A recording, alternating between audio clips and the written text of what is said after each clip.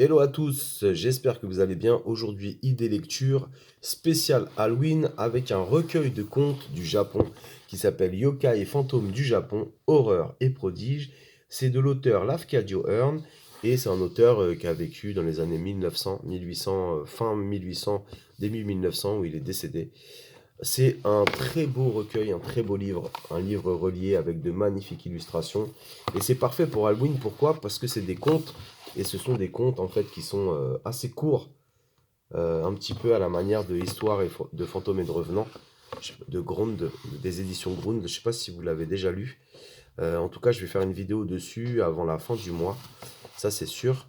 Euh, Il y a des histoires, elles sont plus flippantes que d'autres. Mais c'est parfait pour Halloween, pour vous faire une petite frayeur avant de dormir. C'est des histoires de fantômes, hein, des yokai. Il y a des fantômes bienveillants. Il y a des histoires un peu plus terrifiantes que d'autres.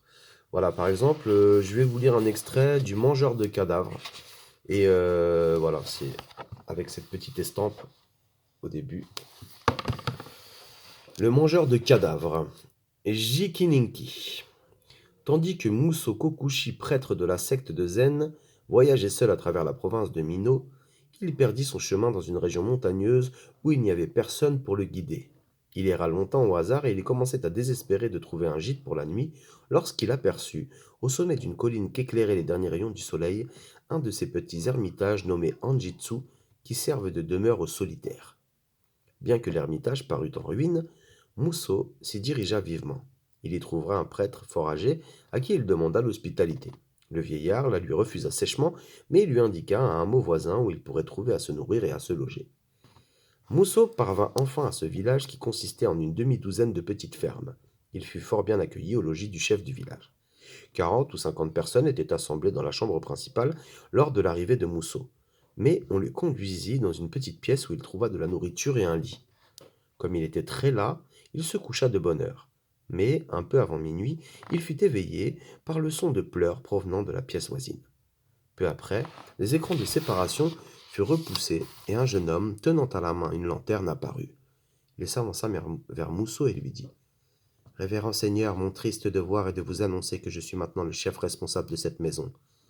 Lorsque tout à l'heure vous êtes arrivé, vous paraissiez si fatigué que je ne voulus vous ennuyer aucune façon. Je ne vous ai pas appris que mon père était mort quelques instants auparavant. Les gens que vous avez entrevus sont les habitants du village qui se sont réunis afin de présenter leur dernier respect aux morts.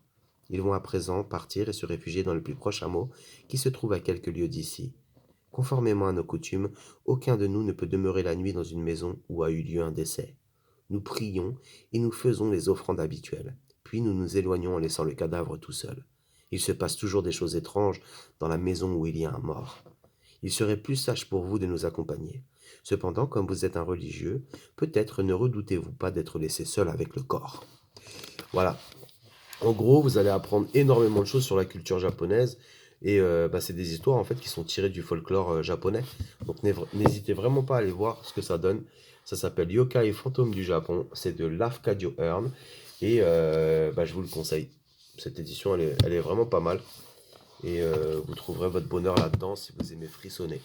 Je vous dis à très bientôt pour une prochaine idée lecture. Ciao!